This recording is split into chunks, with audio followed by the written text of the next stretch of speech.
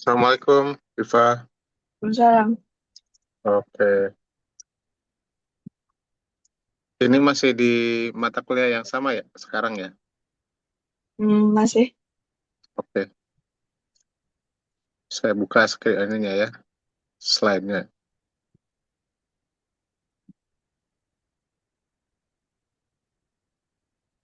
Udah kelihatan? Ya. Oke. Unit 11, Monetary Policy. Masih ingat nggak di awal-awal waktu saya jelasin ekonomi makro? Government itu dalam menjalankan tugasnya ada dua senjata, Ya. ada dua tools. Masih ingat ya? Ya. Yang satu namanya monetary policy, yang satu namanya masih ingat? Fiskal. Fiskal. Oke. Nah ini eh, kalau ekonomi makro pasti ujung-ujungnya ada dua policy itu, monetary Hmm. policy sama fiscal policy. Monetary policy biasanya dijalankan oleh central bank, sementara fiscal policy dijalankan oleh Kementerian Kalau Keuangan. oh, Di Indonesia juga begitu, di Malaysia begitu, rata-rata di seluruh dunia rata-rata begitu.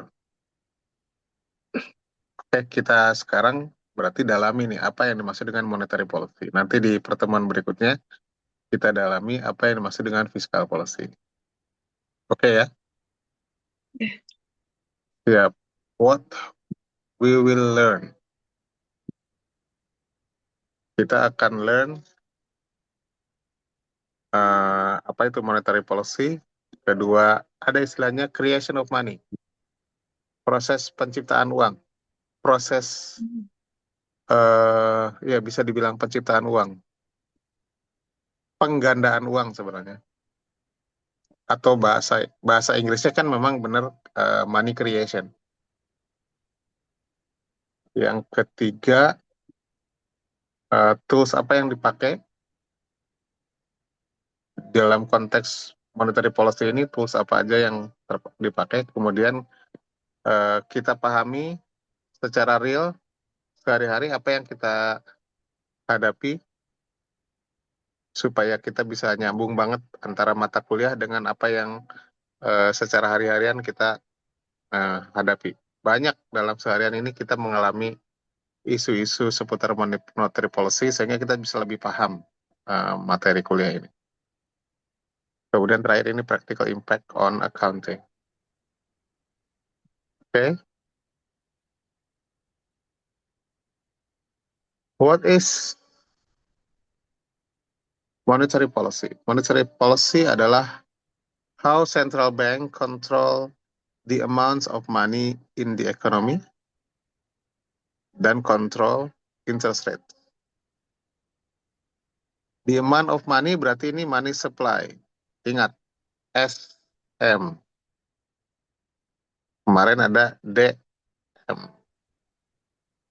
Ini ada demand of money, kemudian ada supply of money. Jadi dia itu mengontrol supply of money. Jadi supplier dalam satu perekonomian adalah satu, yaitu central bank. Kalau demand banyak ya.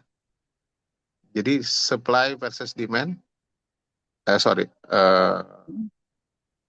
Ya, demand versus supply.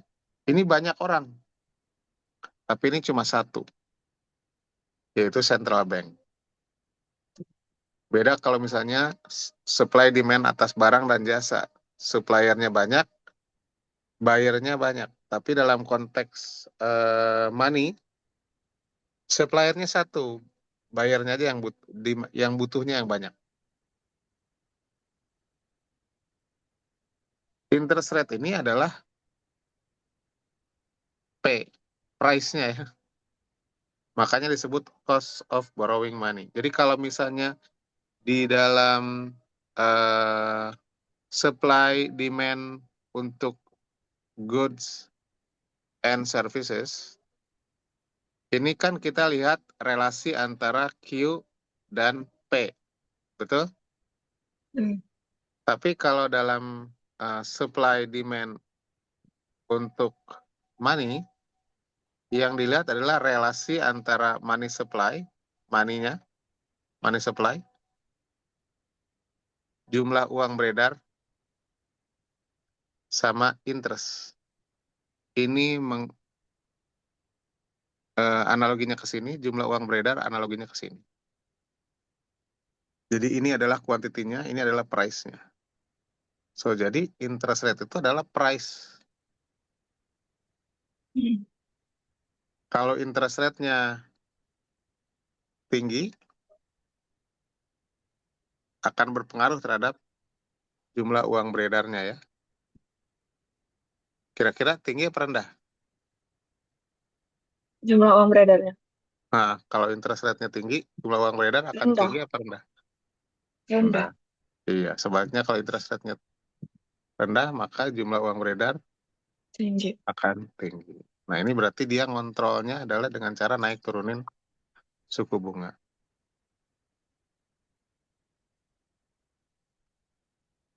Tujuan dari monetary policy apa? Ada 4. Price stability, atau ini adalah menjaga inflasi ya. Hmm. Jadi, BI atau Bank Negara Malaysia itu sangat concern dalam hal inflasi ya. Karena ini tugas dia. Tujuannya kita lakukan ini tuh tujuannya adalah supaya price-nya stable. Kedua, full employment. Ketiga, supaya ekonomi bertumbuh. Keempat, exchange rate. Yang lagi heboh sekarang-sekarang ini nih, rupiah lagi hancur-hancuran. Hmm. Makanya disebut rupiah adalah tugasnya BI. Kenapa? Ini goal dari monetary policy. Gimana cara dia bisa lakukan ini? Semua adalah dengan lakukan ini. Atau jika ini dilakukan, maka hasilnya adalah ini. Gitu. Hmm. Oke ya, kita lanjut. Oke, tadi di sini ada istilah money creation. Creation of money. Nah, sekarang di sini, gimana sih ceritanya? Bukan proses pencetakan uang ya, kalau cetak duit mah gampang. Dalam konteks ini bukan masalah uang itu dicetak, tapi money creation. Bahasa Indonesia-nya apa ya money creation? Penggandaan uang atau apa ya? Agak-agak lupa saya istilah bahasa Indonesia. Kalau bahasa Inggrisnya money creation. Apa yang dimaksud? Oke, pelan-pelan kita lihat ya. Ini ada entitas namanya bank. Bank itu adalah profit making institution. Bank adalah lembaga yang cari profit. Gimana caranya dapat profit? Yaitu dengan cara dapat spread. Spread itu apa? Spread itu selisih antara interest nabung dengan interest lending. Spread. Spread. Ya, Spread. spread. Misal, tebak sama Diva, berapa interest lending di Indonesia? Tebak aja nggak apa-apa. Terus landing. Kalau Diva mau minjem duit ke bank, bank akan mengenakan Hmm. bunga berapa? 7%. Oke, misal 7%. Oke, jadi Oh, kalau Diva minjem duit ke bank, Diva akan dikenakan 7%. Kalau Diva mau nabung, Diva dikasih bunga berapa? 2,5%.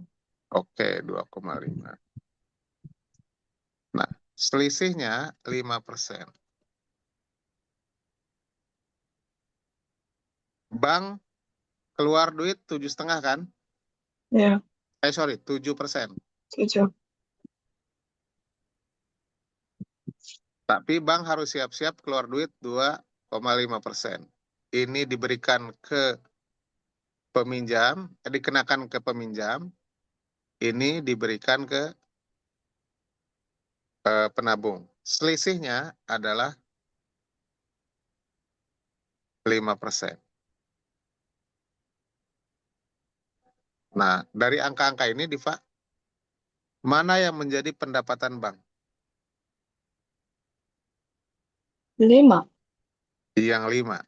Nah, yang 5 ini bahasa Inggrisnya adalah spread. Spread.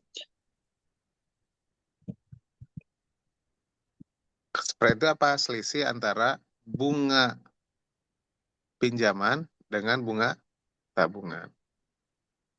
Oke ya. So, jadi Diva udah paham apa yang dimaksud dengan istilah spread di sini. Kadang disebutnya net interest margin atau NIM. Kadang orang bank nyebutnya NIM. Hmm. Ini di sini pakai istilah spread.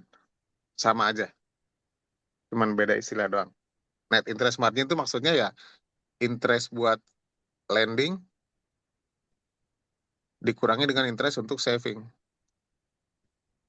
Nah, ini namanya jadi NIM. Sama aja kayak tadi ya. Oke, so jadi bank terima duit dari mana? Bank terima duit itu atau dapat profit itu adalah karena dia dapat spread. Sampai situ masih bisa ngikutin ya. Hmm. So banks will try to maximize their profit or earning spread by giving out as many loan as possible from their deposits. Hmm.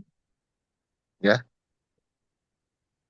Jadi kalau misalnya dia terima deposit 1.000 dari saver atau dari saver dari deposan,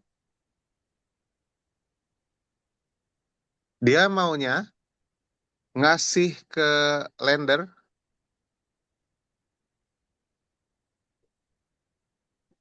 kalau ada duit sebanyak 100 rupiah, 1.000 rupiah dari lender, dari deposan, bank maunya berapa banyak diberikan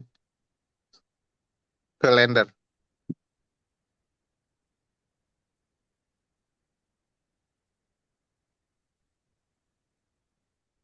Menurut Diva kira-kira kalau Diva jadi banker, Diva Hmm. terima duit 1.000 dari orang yang nabung. Untuk memaksimalkan profit Diva, berapa Hmm. gede yang harus disalurkan ke lender? Semuanya. Semuanya ya, Ya. 1.000 ya semuanya. 1.000. Up to 100%. Gitu ya. Ya. Kenapa? Supaya spreadnya maksimal. Kalau di sini tadi 2,5, ya kan? Di sini tadi 7,5, 7%. Maka kan spreadnya kan 5%, ya kan? Berarti ini 5% dari, kalau misalnya ini 1.000 kali 2,5% berapa, Diva? 25 ya? 1.000. 25 biayanya. 1.000 kali 2,5%. Ya, 25. Oke. 1.000 kali 7% berarti 70 ya. Hmm. Bank terima duit 70, bank harus keluar duit 25. Berarti real yang diterima oleh bank atau 5%-nya adalah 70 kurangi 25 kan? Ya. Berapa tuh? 70 kurangi 25. 45. 45 ya. 45 ya. Oke. Ini 45 ini bisa didapat. Warnanya nggak kelihatan.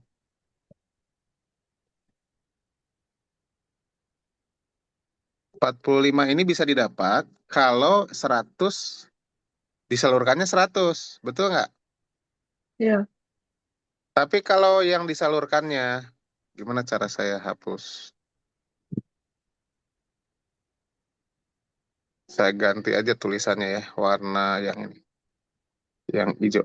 Kalau ini saya nggak 100 nih, saya salurkannya 900 aja. Di sini 1.000, tapi disalurkan 900, jadi nggak maksimal. Mm-mm. 900 kali 7 berapa? 7%. 63. 63. Jadi tidak maksimal kan? 63 kurangi 25, tolong hitung. 38. 38. Oke. Tuh lihat tuh, Diva. Kalau dia 100%, Mm-mm.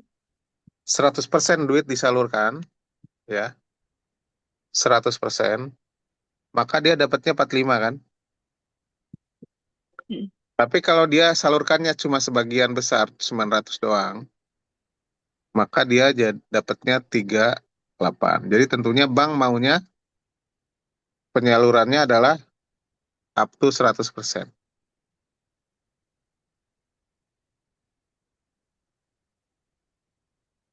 Terus statement berikutnya, but this may be dangerous to the economy and the bank itself. Jadi nggak boleh sampai mentok 100% tuh nggak boleh. Karena dangerous to the economy. Jadi akhirnya Central Bank, Bank Negara Malaysia kalau di Malaysia, atau BI kalau di Indonesia, akan mengenakan yang namanya reserve requirement.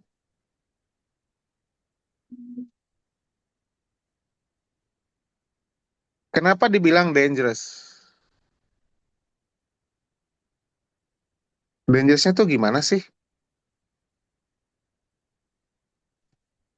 Dangerousnya tadi yang saving 1.000 ya, terus disalurkan 1.000 juga. Ini adalah deposit, ini adalah lend.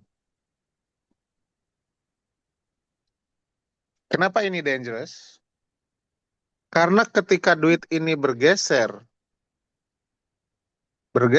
dari kiri ke kanan, maka duit di sini kan jadi nol. Betul nggak? Betul. Nah, kalau misalnya Diva taruh duit di sini 1.000, dan seluruh duit Diva itu sama bank disalurkan ke peminjam, pas Diva mau pakai duitnya kan nggak ada di bank. Iya. Gitu ya. Sehingga akhirnya bank tidak mungkin menyalurkan 100%. Kenapa? Karena kan orang nabung sewaktu-waktu bisa narik. Jadi kalau misalnya 1.000, ya disalurkan 900 saja. Supaya di sini tetap ada duit 100. Jadi kalau misalnya penabung mau tarik, ya banyak penabung mau tarik, ini pakai duit yang ini. Yang ini lagi dipinjemin sama orang lain. Jadi tetap duitnya aman. Itu yang dimaksud dengan dangerous. Baik buat ekonomi, perekonomian, maupun buat bank itu sendiri. Nah, untuk itu, Central Bank pasti akan mengenakan reserve requirement.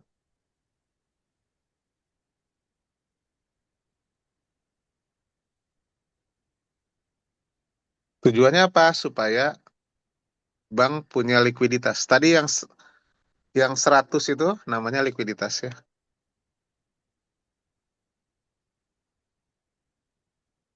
And to protect depositors ya. Memprotect depositors tadi ya. Jangan sampai uangnya pas mau ditarik, duitnya nggak ada.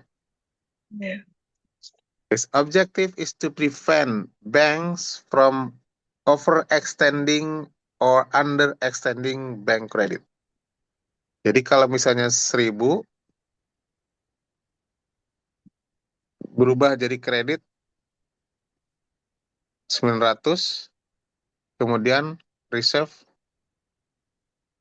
100. Nah, ini aman. Lebih aman lagi kalau misalnya 1.000 ke kreditnya 500, ke reserve 500. Aman banget. Cuman kan nggak maksimal. Terlalu banyak duit di reserve, betul nggak? Iya. Jadi eh, kita ingin memaksimal gimana caranya kreditnya tersalurkan secara maksimal, tapi bank juga aman. Depositors juga aman.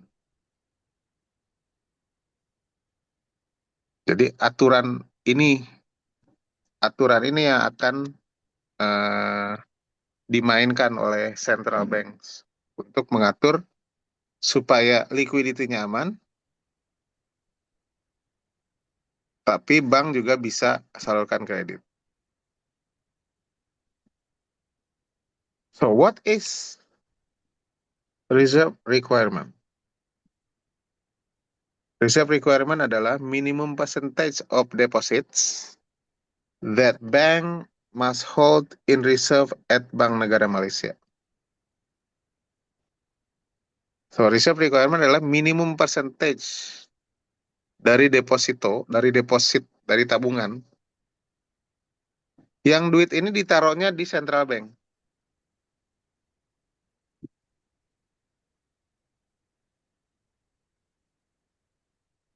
Ada istilah kedua, reserve ratio, nanti kita hitung. In practice, commercial bank usually keep more cash and deposits than what is required for their precautions.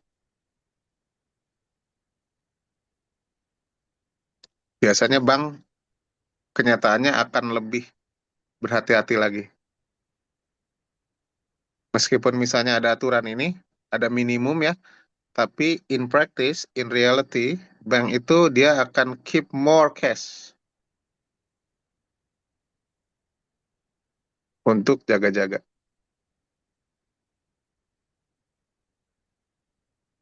Sehingga akhirnya ada excess reserve. Kenapa? Karena ada reserve yang di-required oleh central bank, tapi ada reserve yang actual yang dijalankan. Oke, apa sih yang dimaksud? Kita kasih simulasi tadi ya.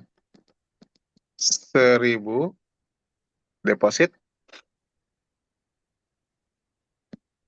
Kalau dibilang ada namanya reserve ratio, kadang disebutnya RRR.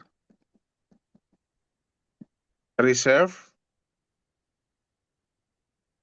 Requirement Ratio. RRR. Hmm. Atau di sini cukup dibilang reserve ratio.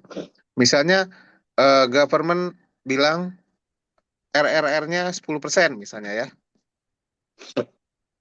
Ini RRR 10% misalnya.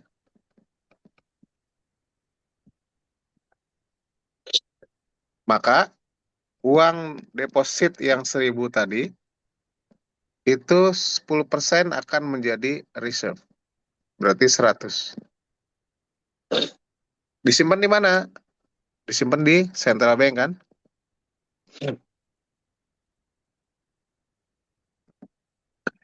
Yang 900 kemana?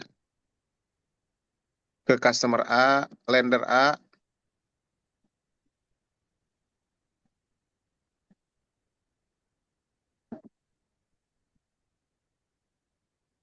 lender B,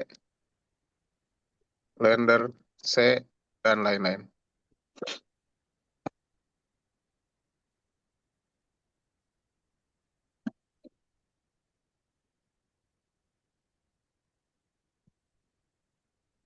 Yang ini masuk ke rekeningnya central bank, yang ini masuk ke rekeningnya para peminjam. Hmm. Nah, di sini sebut in reality, in practice, yang di reserve itu lebih dari requirement. Jadi bank itu malah lebih berhati-hati lagi.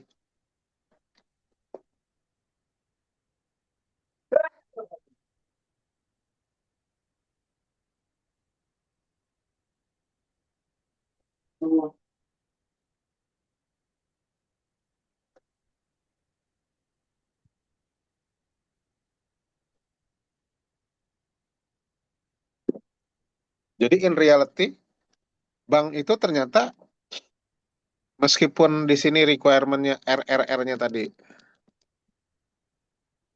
10%, ternyata dia bikin reserve-nya nggak lebih dari 100. Misal ternyata 200. Reserve-nya misalnya 200. Ups. Sehingga duit yang beredar di masyarakat itu 800.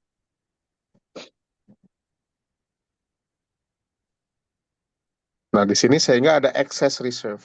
Excess reserve adalah actual reserve dikurangi dengan required reserve. Berarti di sini yang actual 200 dikurangi dengan 100. Excess reserve.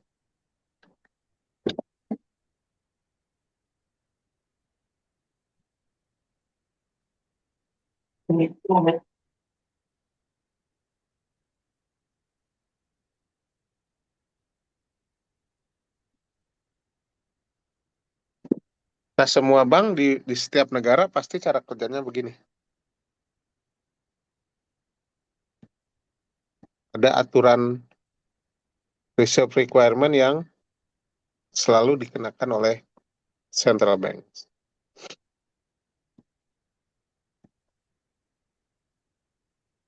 Kita lanjut ya.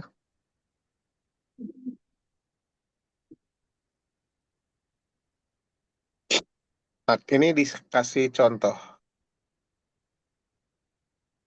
Di sini kasih contoh. Jadi asumsinya ini ya. Asumsinya reserve requirement-nya itu 10%. Initial condition is the same for all banks, yaitu mereka punya 1.000. Kemudian, bank loan out all their excess reserve, sehingga excess reserve-nya zero. Misalnya nggak ada excess reserve ya, semuanya ikutin sesuai dengan aturan government.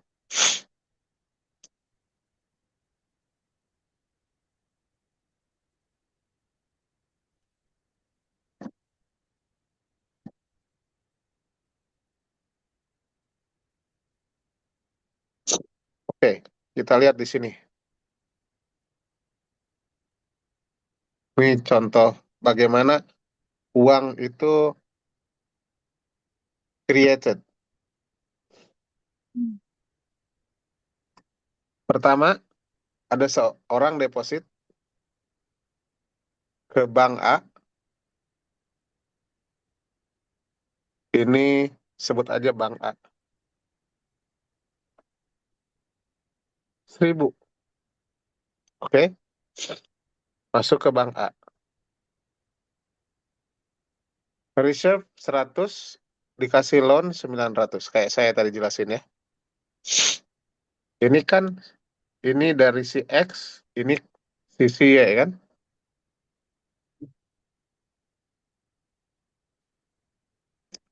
Si Y dapat duit nih, 900. Dibelanjakan, spend. Jadi ini punya utang dari bank, utang ini dibelanjakan kan. Dikasih ke si Z.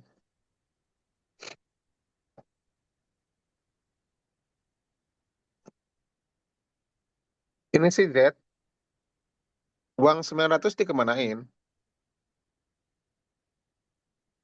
Uang 900 mungkin ditaruh di bank B.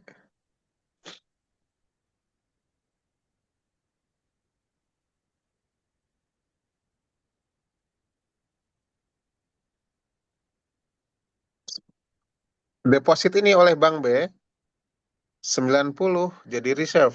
Kenapa? Karena kan central bank bilang 10% harus jadi reserve. Nah, bisa dipinjamkan 810. Dikasihlah ke si, udah habis nih X, Y, Z. Ke si Y lagi deh. Si Y punya utang 2. Atau biar nggak pusing, kasih nama yang lain deh.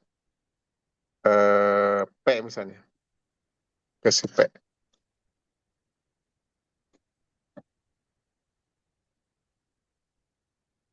Si P punya duit, tentunya dia akan belanja kan. Dikasih ke Q. Nah, Q punya uang segini. pada saat sampai si Z, kemudian si Z nabung, berarti ada uang 1.900. Kenapa? Karena uang ini plus uang ini kan. Hmm. Jadi awalnya uang hanya 1.000, ketika proses ini berjalan, dari si X ke si Z, akhirnya ada uang 1.000 plus 900.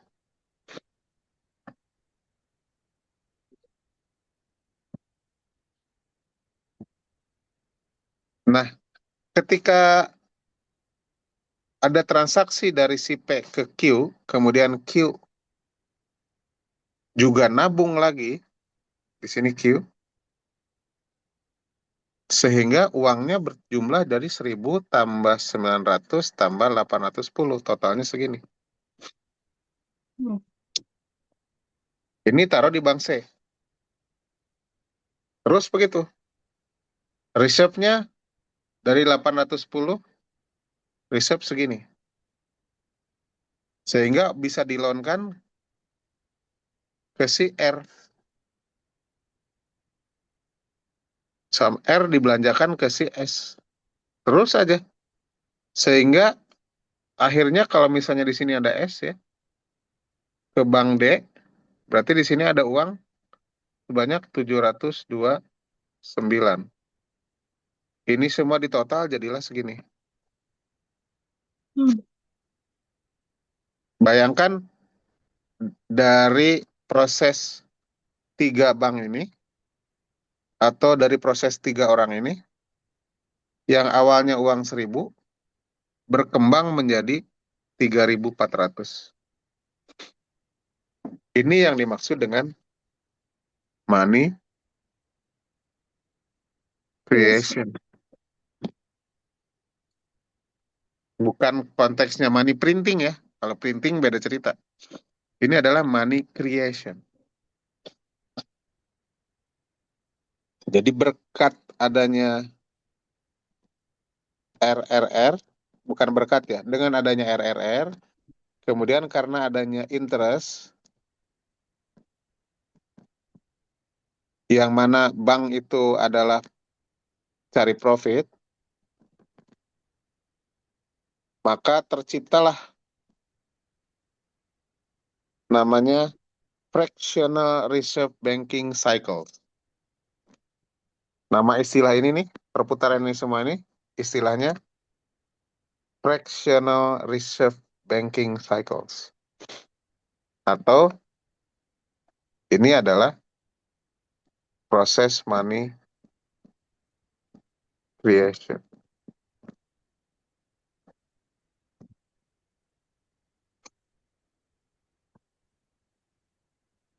Kebayang ya Diva ya, kalau misalnya ini diterusin, terusin ke bawah dari bank A, bank B, bank C, terus bank D, bank E, bank F, terus dengan sejumlah masyarakat yang terlibat di dalam proses banking ini, dari 1.000 ini jadi berapa ujungnya?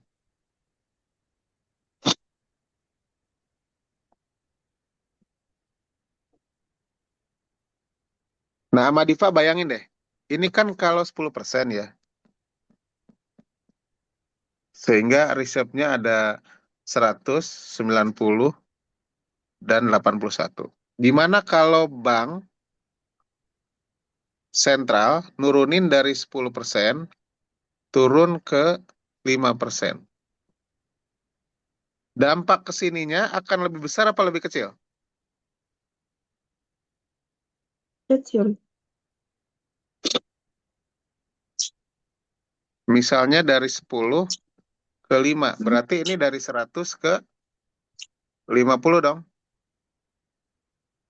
Hmm. Kalau duit dari 1.000 yang di reserve cuma 50, maka yang di loan berapa?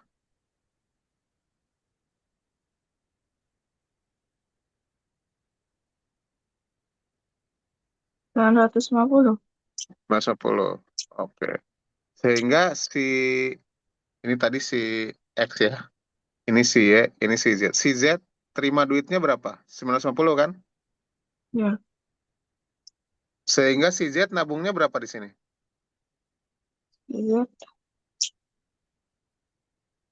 150. Iya. Sehingga ujung-ujungnya di sini akan lebih gede apa lebih kecil? Besar. Lebih besar ya. So, jadi Hmm. ulangi Diva. Kalau misalnya reserve requirement dari 10% diturunin jadi 5%, ini jumlah uang beredar ini akan lebih besar apa lebih kecil? Lebih besar. Lebih besar.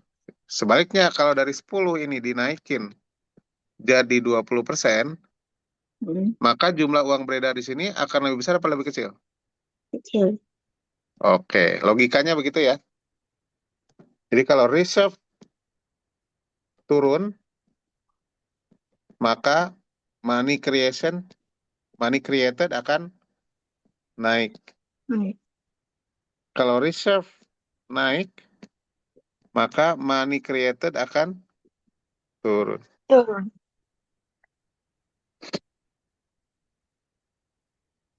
Jadi kalau misalnya bank sentral maunya duit yang beredar di masyarakat itu banyak, maka aturan reserve requirement tinggal diturunin aja. Iya. Gitu ya. Tujuannya misalnya gini, kata bank sentral, saya mau money created-nya banyak. Maka dia turunin reserve requirement kan. Tujuannya money creation ini banyak, tujuannya apa? Kebayang sama Diva. Jumlah uang beredarnya turun. Jumlah uang beredar pasti banyak. Kalau money create-nya banyak, jumlah uang beredar banyak. Kalau jumlah uang Hmm. beredar banyak, banyak maka ekonomi gimana kira-kira? Naik apa turun? Hmm. Harapannya Naik. ekonominya naik, harapannya ya gitu. Ya. Jadi artinya kalau misalnya reserve requirement diturunin, maunya money created-nya naik. Kalau banyak uang beredar, maka orang pada belanja. Banyak belanja, ya kan? Banyak produksi. Kalau banyak belanja berarti banyak belanja. Banyak belanja berarti banyak Belanja. produksi. Sehingga akhirnya ekonomi akan bertumbuh.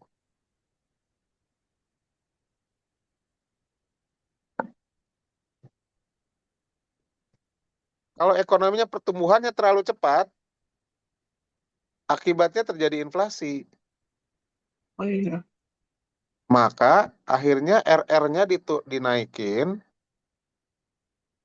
supaya money created-nya turun, akhirnya ekonominya juga akan slow down. Kayak Melambat. gitu. Heeh. Oh iya. Kalau misalkan ekonominya terlalu cepat, berarti akan terjadi full demand full ya. Iya, betul. Kalau misalnya ekonomi terlalu cepat di sini, maka akan ada inflation demand pull. Betul banget, nih, Pak. Hmm. Nah, kalau demand pull ketinggian, ekonominya overheating jadinya, ekonominya terlalu panas. Jadi kayak mesin mesin mobil dia terlalu panas ya overheating Ya. istilahnya. Maka kan ekonomi harus slow down. Nah, supaya ekonomi slow down, maka RR-nya dinaikin. Hmm. Maka artinya kebijakan kebijakan ini itu tergantung mau 10% apa 5% apa 7% apa berapa persen itu tergantung tujuan dari eh, bank sentral maunya untuk ngebus ekonomi atau slow down ekonomi. Hmm. Kalau dia pengen ngebus maka ini diturunin. Kalau pengen slow down ini dinaikin. Oke, so jadi dengan ini berarti Diva sekarang udah paham how is money created.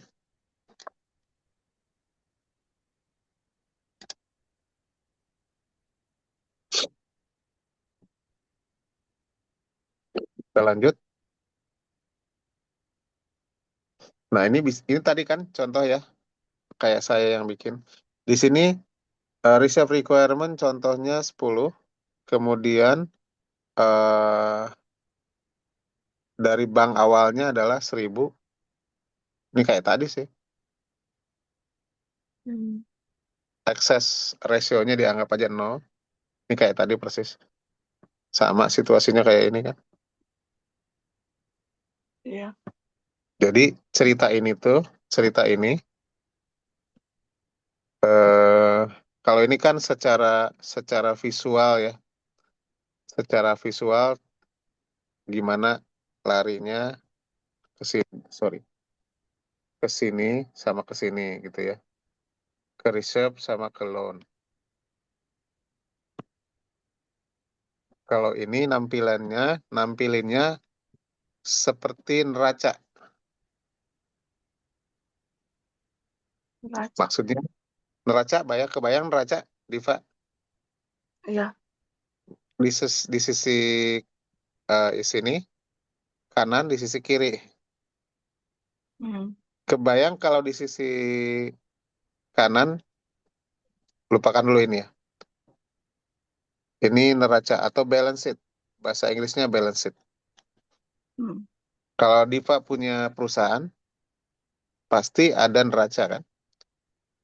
Sebenarnya gini neraca tuh. Ini sebutnya bentuk T gitu ya. Yang di sini adalah liability, yang di sini adalah equity, di sini adalah aset.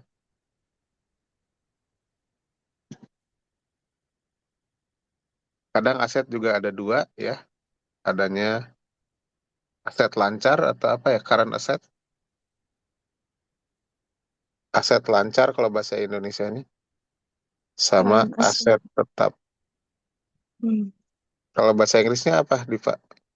Non-current asset. Current asset sama non current asset sebutnya ya. Non-current. Iya. Current asset, non current asset, atau bisa juga disebutnya fixed asset. Fixed asset. Fixed asset ya. Jadi simpelnya balance sheet itu adalah kurang lebih gitu ya, liability, current asset, fixed asset, saya tulis gitu aja, sama di sini equity.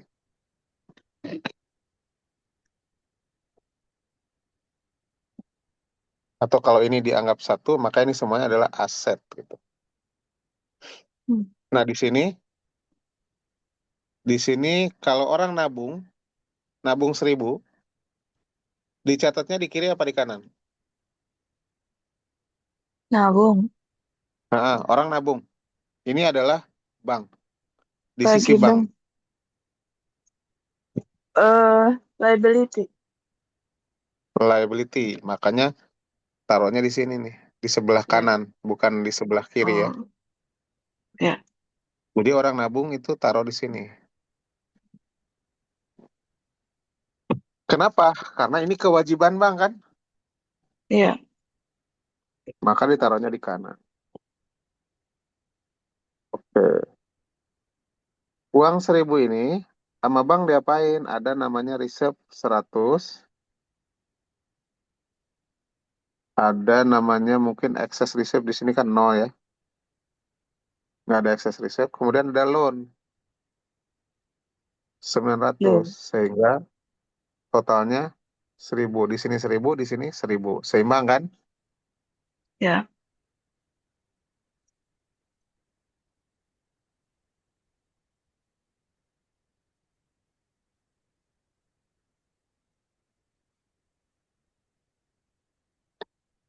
Di sini ceritanya suppose Abu deposit 100 in bank A. Jadi dari ini si Abu store lagi nih. Sehingga duitnya yang asal di bank-bank adanya 1000 jadi 1100. Hmm.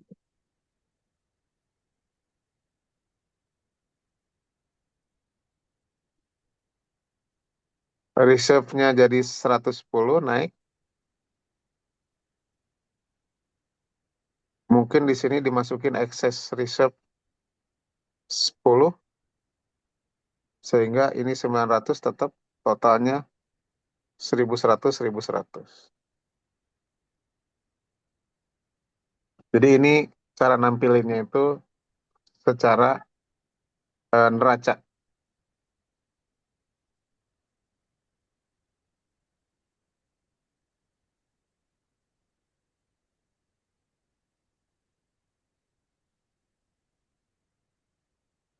Di sini si bank A ini bisa lend at additional 10 karena kan eh, excess reserve-nya misalnya menjadi zero.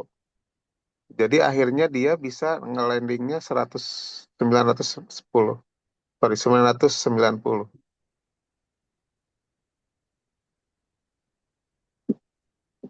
Kemudian si Amina,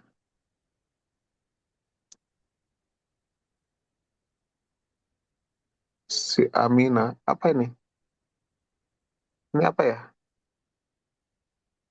Hmm, apa itu? B. Dia apa 90 from Bank A.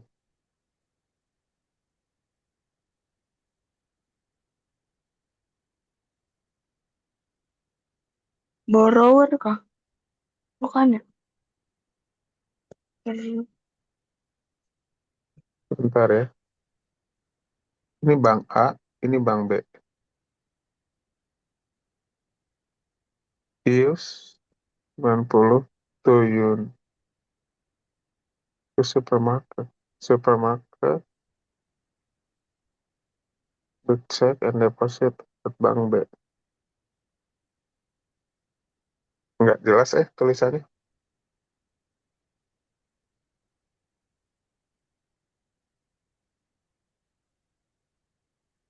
Initial.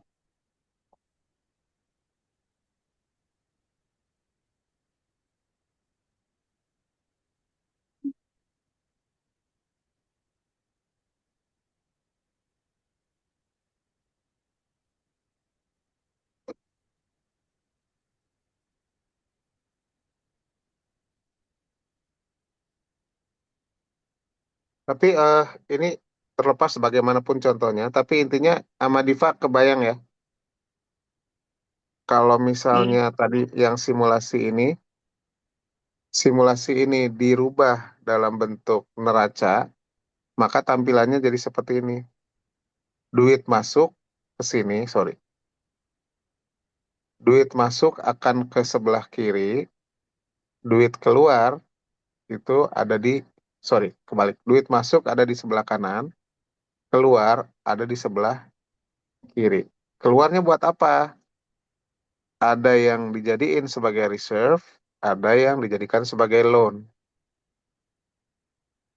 dari bank A. Kemudian ke bank B juga sama.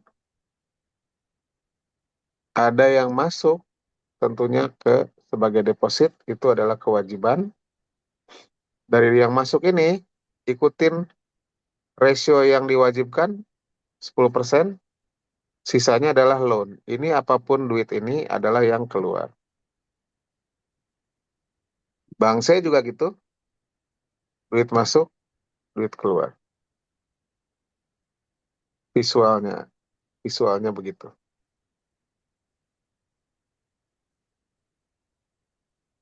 Oke, ini lanjutannya. In summary, money supply continues to expand in this way until no excess reserve are left in the banking system.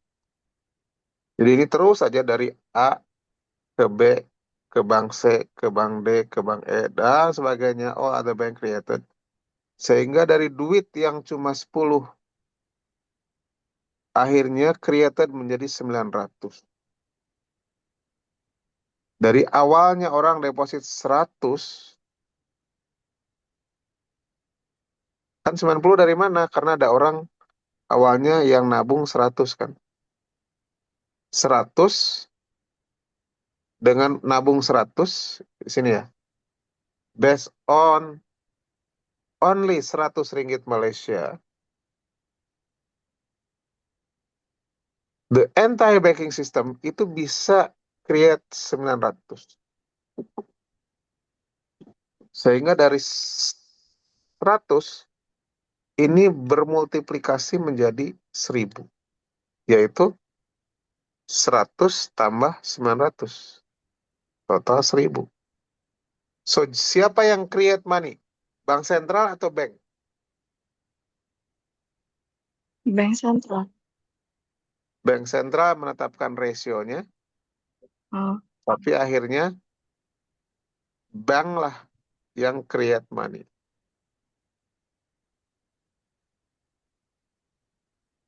Jadi yang create money adalah bank.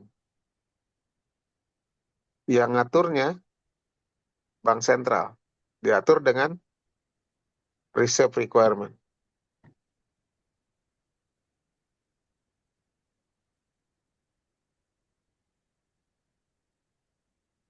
The more the bank, perputaran ada di bank, itu semakin semakin banyak multiplikasinya. Putar, putar, putar, putar, putar gitu ya.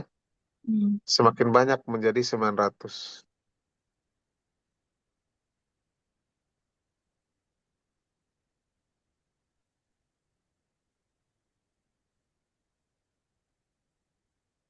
Nah, ini disebutnya adalah perputaran uang tadi.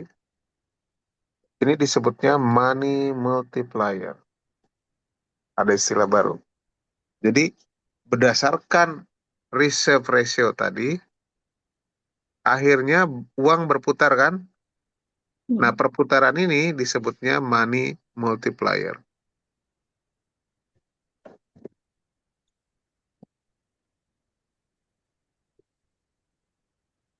Ada rumusnya. Money multiplier adalah 1 dibanding reserve.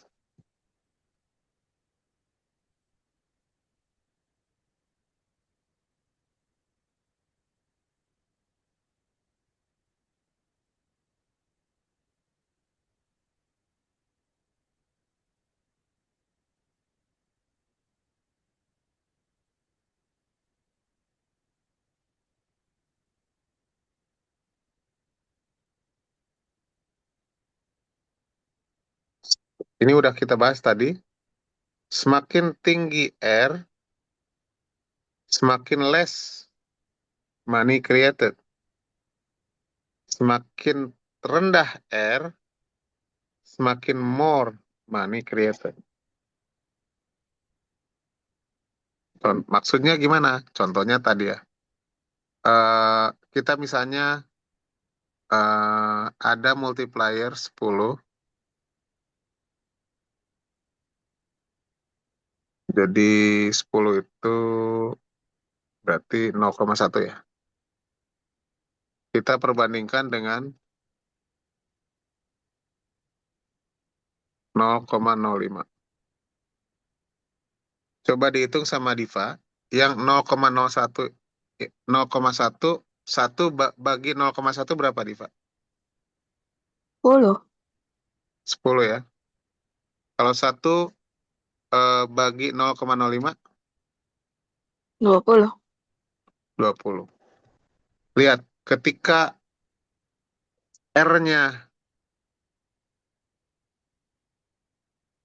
R-nya 10%,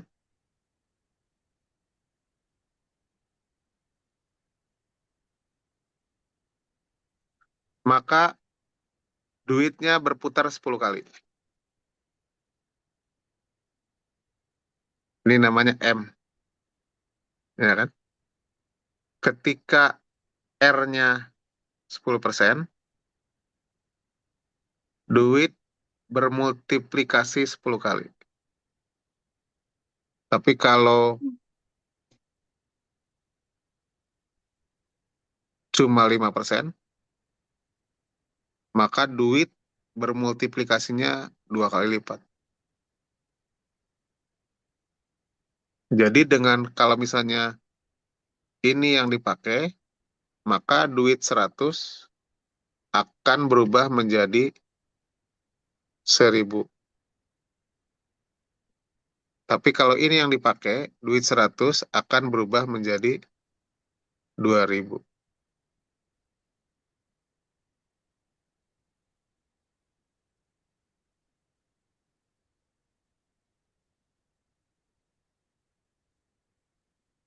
Jadi karena kita tahu ada ini, maka kita bisa tahu seberapa banyak dampak dari eh, reserve ratio yang kita tentukan. Jadi terserah. Jadi kalau misalnya tadi 5% hasilnya 20 kan? Kalau misalnya 10% hasilnya 10, terserah. Bank sentral maunya berapa persen? Kalau 7,5% gimana? Misalnya 15, ini kan nggak dihitung. Jadi dengan adanya multiplier ini, ya, government bisa ngitung, saya mau multiplikasinya berapa kali. Tentukan aja R-nya. Maka dengan rumus money multiplier ini akan kehitung berapa besar dampaknya buat perekonomian.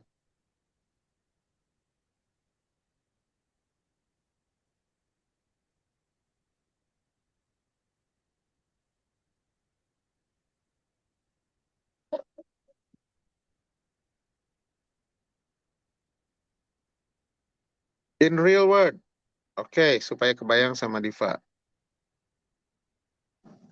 Tadi in theory, sekarang in real world. Seperti apa?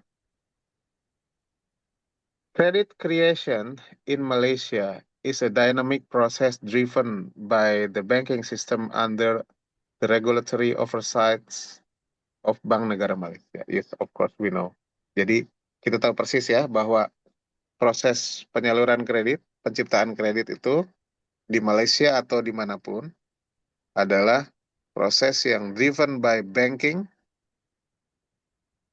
tapi diatur oleh central bank. It plays a crucial role in facilitating economic activity, supporting growth, and influencing monetary conditions through its impact on interest rates and money supply. Ya, jadi beneran apa yang teori yang tadi kita jelaskan itu real, beneran dijalanin di Malaysia atau di negara manapun. Jadi dia penting banget, it plays a crucial role ya, penting banget ya dari banking system ini untuk facilitating economic activity. Kalau ada banking maka economic activity itu bisa jalan.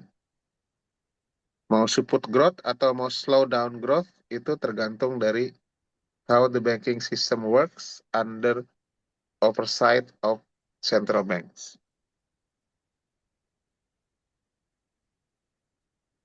Caranya gimana? Tinggal mainin interest rate sama money supply. Okay. Banking system and monetary policy. Commercial bank accept deposit from individual, businesses, and other entities paying interest on them. These deposits from the base for which banks can create credit. Ya, jadi teori dengan praktek sama. Kemudian central bank acts as the country's central bank and is responsible for formulating and implementing monetary policy. Bank Negara Malaysia regulates the banking system, sets karena dia regulates banking system, caranya apa? Dia set interest rates and manage money supply. Jadi tugas bank sentral itu dalam konteks mengatur credit creation ini adalah dengan cara set interest rate and manage money supply.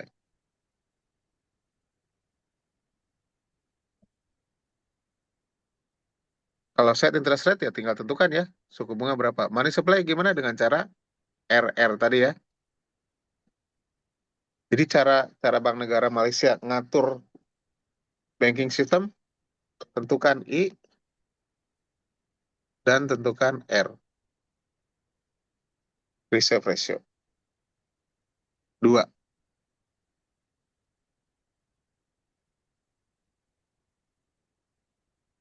So, artinya di sini, dijelaskan di dalam slide ini, teori dengan praktek sama persis.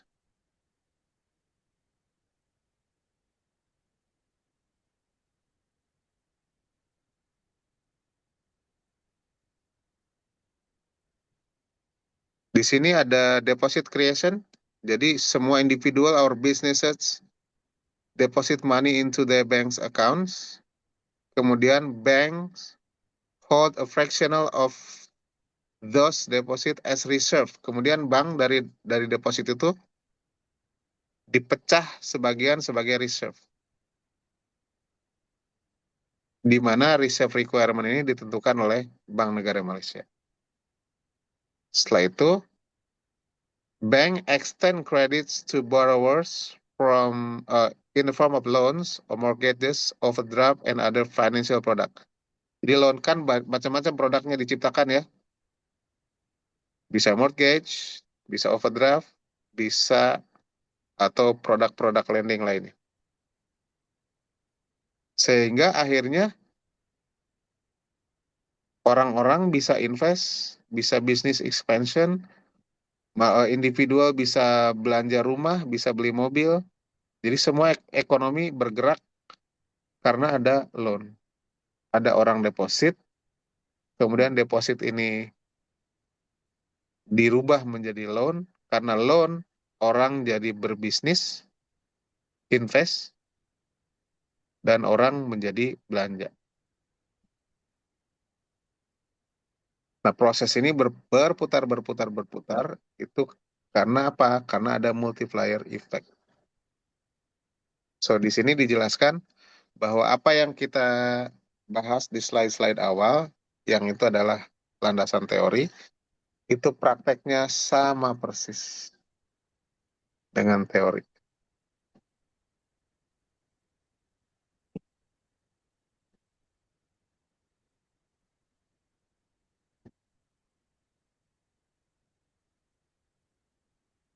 Nah, tadi di sini ada dua kata nih, in, interest rate sama money supply. Di sini juga ada dua kata nih, set interest rate and money supply. Money supply tadi di sini interest rate adalah interest, money supply adalah RR. Di slide berikutnya, ternyata yang namanya money supply itu nggak cuma RR ya. RR ini salah satu aja.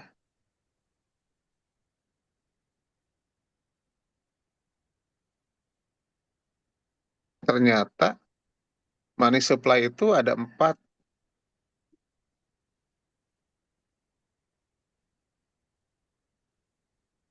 Ada empat cara untuk mengontrol money supply.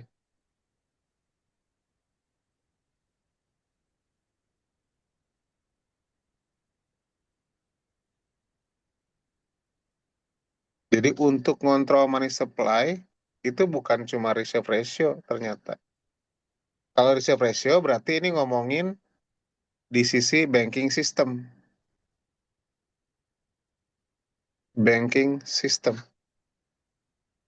Tapi kan central bank nggak cuma ngurusin banking system. Central bank itu harus ngurus ekonomi.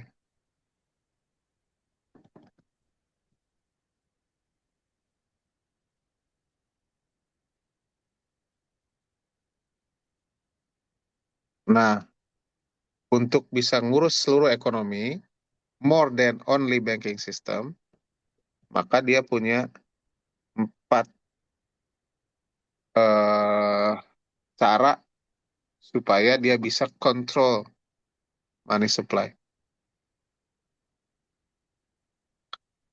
Dan dia punya 5 cara supaya dia bisa kontrol interest rate.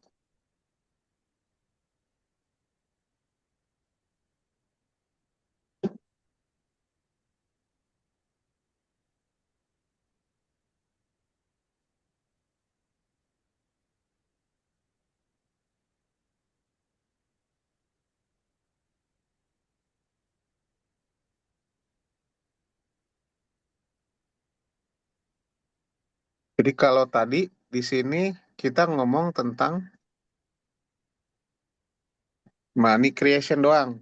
Ya, money creation adalah eh, tadi menjelaskan ini bagaimana proses penciptaan uang. Tapi monetary system ini, karena kita ngomongnya adalah pelajarannya tentang monetary policy, sorry ya, di sini subjeknya adalah monetary policy. Ini bukan tentang banking system doang, karena di sini ngomong tadi di awal monetary policy is how the central bank control the amount of money and interest rates.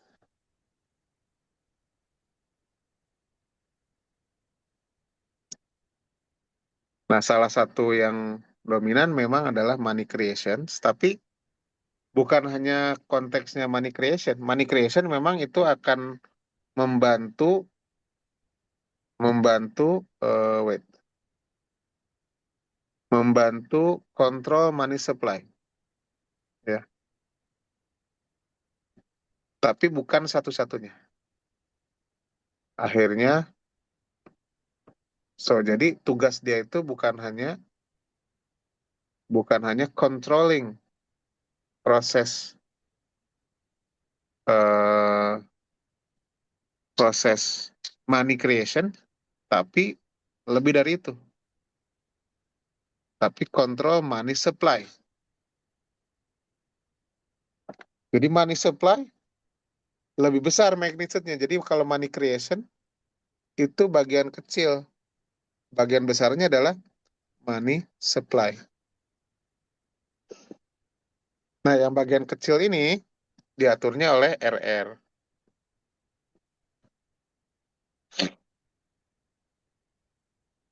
Yang lebih besarnya diatur oleh ini, ini, dan ini.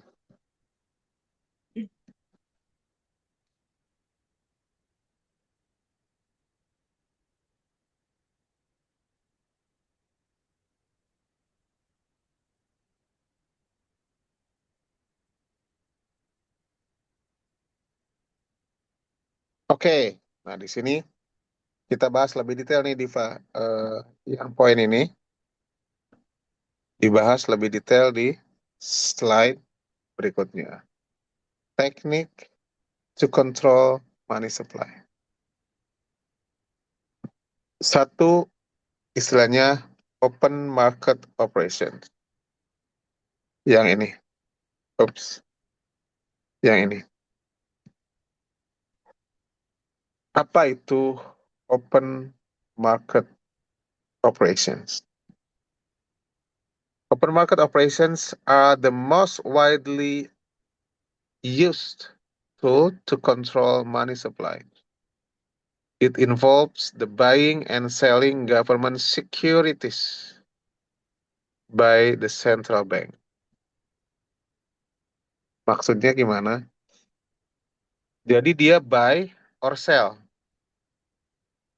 securities. Gampangnya gini, Pak. Saya kasih analogi dulu ke open market operation itu dia sebagai pembeli dan dia sebagai penjual. Misalnya gini, saya kasih contoh sederhana dulu ya. Apa yang maksud dengan open market operations? Misalnya eh, pasar telur.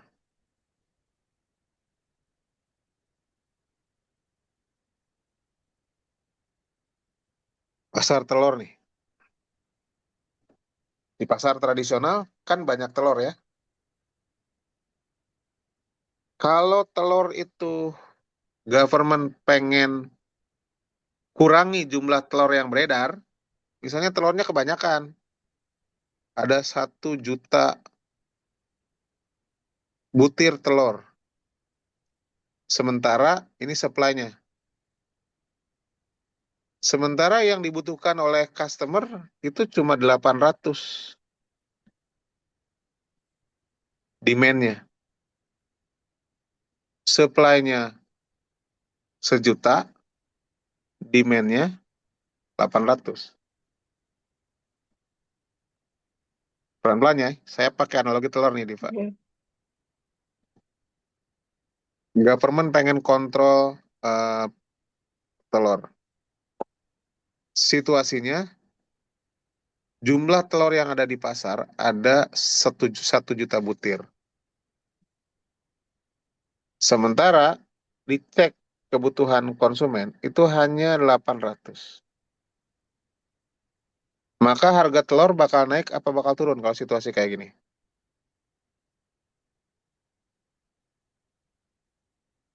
Naik. Supply-nya kebanyakan. Lebih banyak Hmm. yang jualan daripada yang beli. Mm-mm. Yang banyak 1 juta, yang beli 800. Maka Hmm. yang yang apa istilahnya ya? Yang butuh kan 800. Sementara jumlah yang beredar ada 1 juta. Hmm. Maka harga akan naik apa turun? Turun. Harga akan turun karena konsumennya, saya butuhnya 800 kok. Akhirnya kan si supply, udah deh nggak apa-apa deh, harganya saya turunin gitu ya. Karena supply-nya kebanyakan, harga turun. Kalau harga turun, kan kasihan petani telur, betul nggak? Hmm. Maka government beli 200 supaya harganya tidak turun, price-nya misalnya tetap di 10.000 ya misalnya. Maka government beli. Ini dibeli sama government. 800, 200 sorry. Akhirnya terserap di market 1 juta telur ini, 800 dibeli oleh para pembeli, 200.000 dibeli oleh government. Hmm. Aman kan? Ya. Ini namanya open market operations. Hmm. Dengan cara government buying.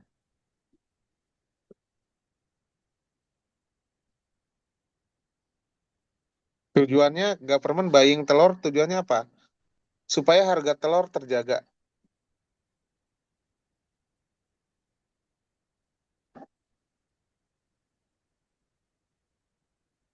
Dengan cara apa? Government beli, buy yang 200. Jadi akhirnya supply dan demand dari masyarakat dan demand dari government ini sama-sama 1 juta.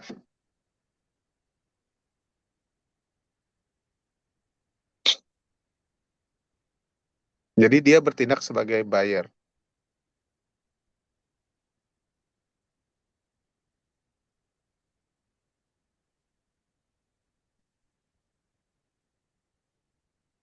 Kalau dibalik, supply cuma ada, kembali 1 juta tadi ya,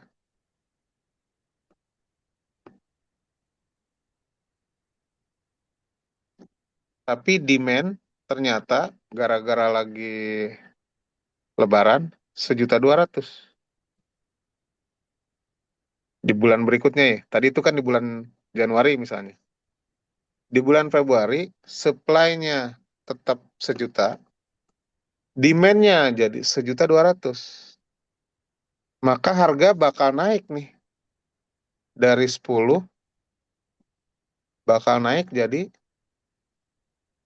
12.000.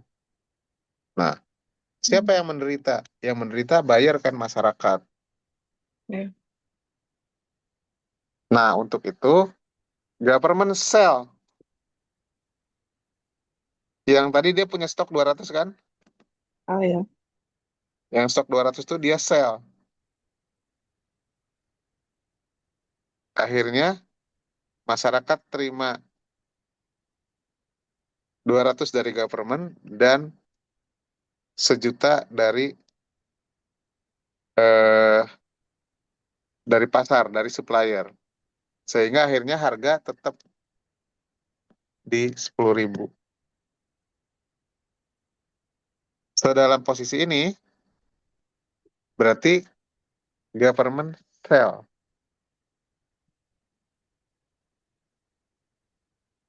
Hmm.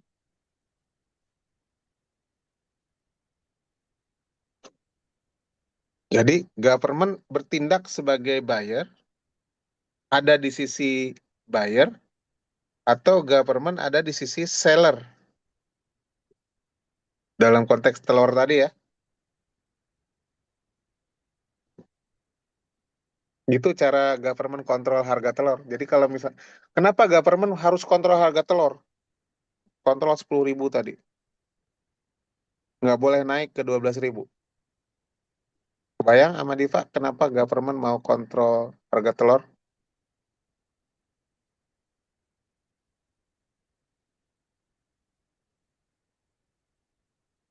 Ya, stabil. Supaya harga stabil. Kalau harga stabil, maka inflasi terkendali ya. Ya, Kalau inflasi terkendali, ekonomi stabil ya. Nah, ya, kayak gitu. Jadi akhirnya supaya ekonomi terkendali, stabil, inflasi stabil, maka government harus kontrol nih dengan cara either sebagai buyer atau sebagai seller. Itu konteksnya telur. Nah, ini dalam konteks money. Money juga kan barang juga kan. Telur adalah barang, money juga barang. ya, Jadi di sini kan kita pengen kontrol money supply. Nah, di sini dia bertindak sebagai buyer atau bertindak sebagai seller. Of apa yang diperjualbelikan? Kalau tadi telur, di sini yang diperjualbelikan adalah government securities.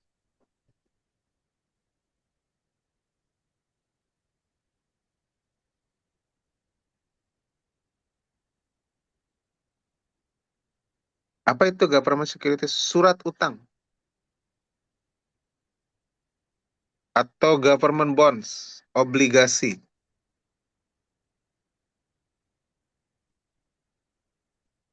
bonds. Diva pernah dengar istilah ini? government bonds. Hah? Pernah dengar? Ya, karena Oke. Kenapa government bikin government bonds? licin. Kan government bikin government bonds, terus Hmm. dijual belikan kan? Ada yang buy, Ya, ada yang sell. Jadi dia hmm. membuat produk namanya government bonds. Sama Diva kebayang nggak? Kenapa government? Government ini berarti Menteri Keuangan ya. Ya, Kenapa Menteri Keuangan itu menjual atau menciptakan government bond? untuk mengontrol money supply. Nah, kalau kalau bank sentral kan dia sebagai pengontrol ya. Jadi gini Hmm. Diva, kenapa kenapa Menteri Keuangan baik di Malaysia maupun di Indonesia harus membuat government bonds? Nanti kaitannya dengan fiskal. Oh, di slide berikutnya deh. Dia ada yang namanya fiscal policy kan. Kalau ini kan kita ngomong monetary policy, tapi nggak apa-apa sedikit-sedikit saya ngomong fiskal. Fiskal itu kan ngomongin kerjaannya Menteri Keuangan. Tugas Menteri Hmm. Keuangan itu adalah sebanyak-banyaknya ada pendapatan masuk negara, pendapatan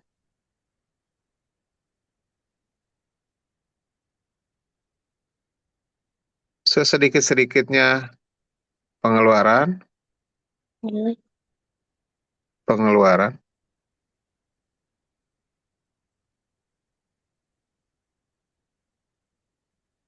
salah ketik, pengelu, penge, pengeluaran lah maksud, paham ya, Pengeluaran. plus, minus gitu ya, sehingga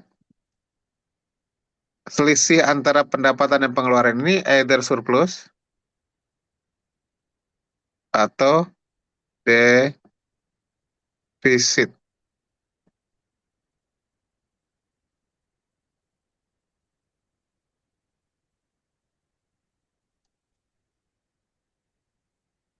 Ini pensilnya kalau udah kelamaan jadi suka lagging. Oh iya. Nah ini tugasnya Menteri Keuangan itu sebanyak-banyaknya pendapatan, sesedikit-sedikitnya pengeluaran. Kalau Hmm. selisihnya positif, disebutnya surplus. Oh Kalau iya. selisihnya negatif, disebutnya defisit. Defisit. Kalau defisit, gimana cara nutupnya? Kalau Oh misalnya iya Diva iya. pendapatannya 1.000 ringgit, pengeluarannya 1.100 ringgit, Diva kan utang minus 100 ringgit kan? Cara nutupnya Diva Iya. pakai apa? Pakai minjem. Minjem kan? Iya. Nah, utang ini, minjem ini, bahasa ekonominya adalah securities. Securities. Jadi Oh. government menerbitkan securities Oh ya itu atau ada di bond, fiskal. ada di fiskal ya. Oke. Iya. Jadi kenapa government terbitkan bond, terbitkan securities? Karena untuk nutup defisit. Defisit.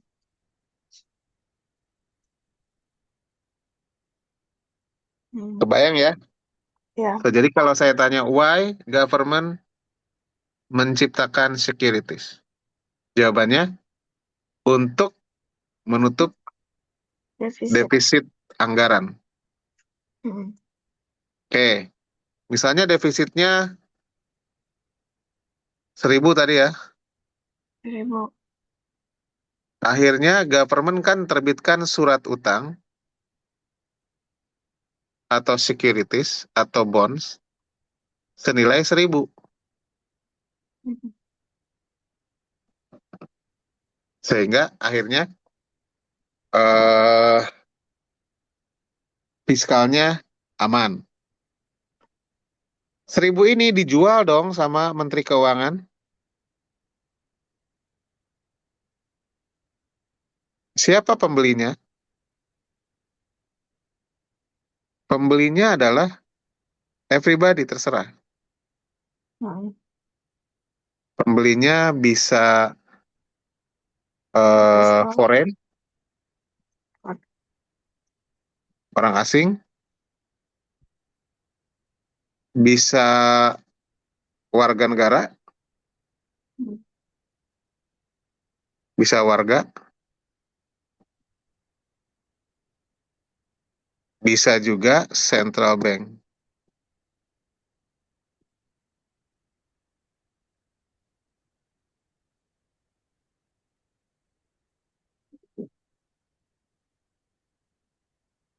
Ini kan barang ya, Diva ya. Ini kan barang.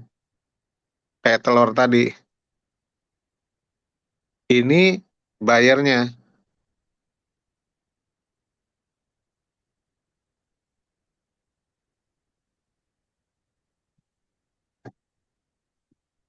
Jadi barang diterbitkan oleh Menteri Keuangan, dibeli oleh foreign, warga, atau central bank.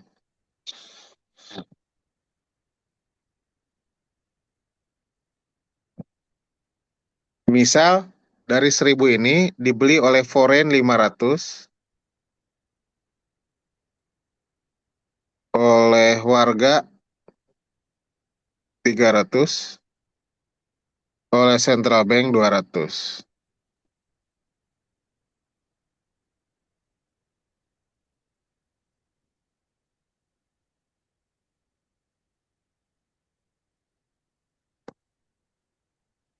Sehingga ada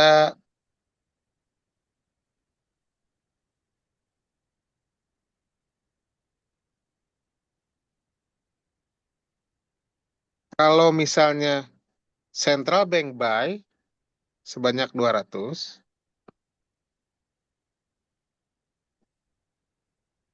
maka money supply-nya jadi reduce. Sorry, jadi increase. Di sini ceritanya. Kalau dia buy, Mm. maka money supply increase.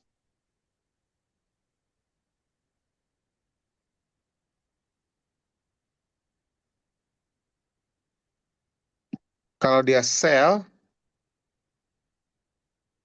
money supply reduce.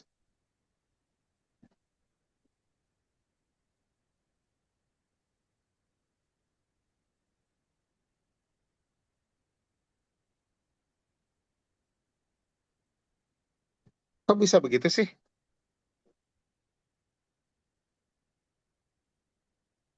Pada saat dia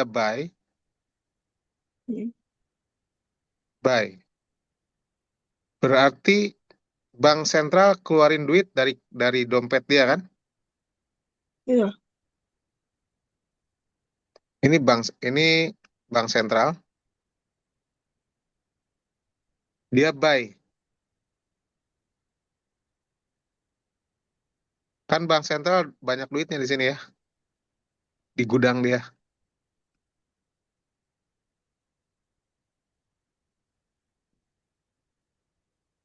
Kalau dia buy securities,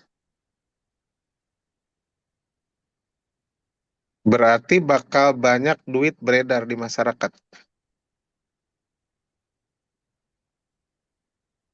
Keluar duit.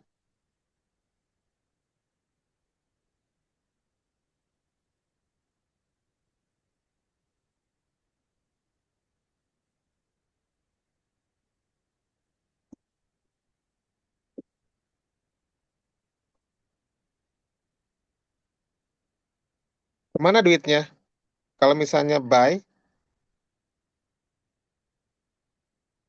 securities ini, duit dari bank sentral keluar kan? iya. Duitnya diterima oleh siapa? Government. Oleh government kalau dia buy-nya dari government ya.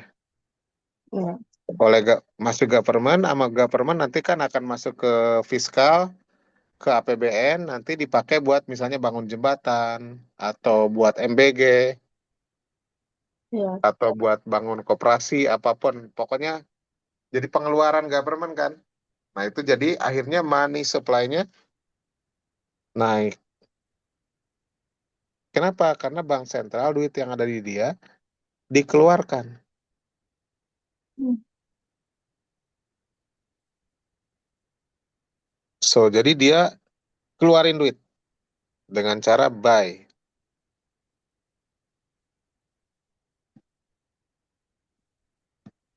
Kalau sell, ini sell nih. Berarti kalau sell,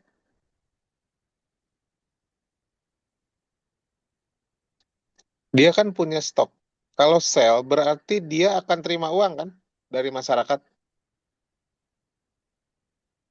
Nah, Jadi duit masuk. Dia sell. Maka orang yang membelinya adalah masyarakat atau government kan. mm. Nah, duit akhirnya masuk ke dalam kasnya bank sentral.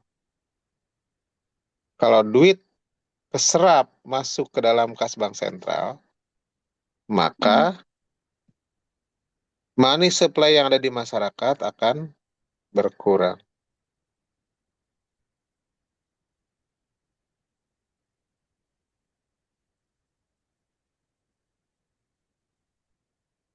So, jadi saya ringkas lagi sedikit lagi.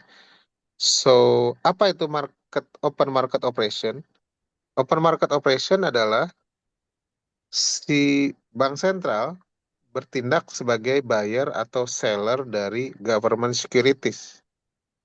Hmm. Kalau dia sell, maka dia berarti ingin reduce money supply. Tapi kalau dia buy, berarti dia ingin increase money supply. Gitu ya. Karena dia kan pembeli terbesar mungkin ya. Kan tadi pembelinya ada tiga. Atau pemain pasar itu ada tiga. Ada foreign, ada masyarakat, dan ada Oh, central bank. iya. Masyarakat kan duit kecil. Foreign mungkin juga duit kecil. Tapi central bank ini kan duit besar. Jadi kalau dia bertindak sebagai buyer, maka duit dari central bank bakal banyak keluar, akhirnya jadi money supply-nya banyak di masyarakat. Tapi kalau dia jadi seller, dia sell, sell, sell, sell, sehingga dia akan terima banyak duit dari masyarakat, keserap duitnya masuk ke dalam gudangnya bank sentral, sehingga duit yang ada di masyarakat menjadi reduce.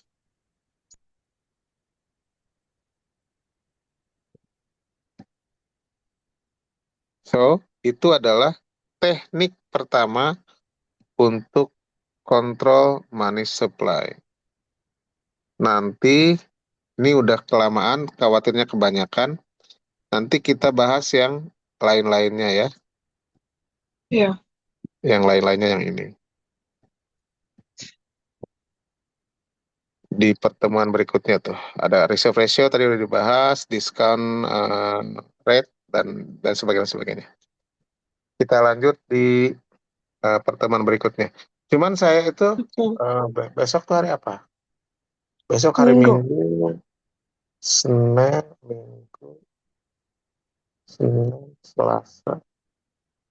Mungkin saya belum bisa hari Minggu saya perjalanan. Minggu. Mungkin saya belum bisa, Diva. Minggu, Oh ya. Senin. eh Diva ada kebutuhan mendesak nggak untuk memahami semua slide ini? Enggak sih, masih lumayan. Mungkin Mi nanti bisa Oh, nge-review dulu. oke. Jadi nanti saya kabarin ya, entah misalnya hari Iya, Selasa atau hari Rabu ya. iya, Nggak masalah kan? iya bisa. Oke. Heeh. Oke, nanti saya kabarin ya, either hari Oke, Selasa atau hari Rabu. Supaya ini juga nggak terlalu banyak materi yang diserap sama Diva ya. Oke, iya. Oke, sampai ketemu ya. ya. Yuk, Kasih Kak. Assalamualaikum. Sama-sama. Wassalam.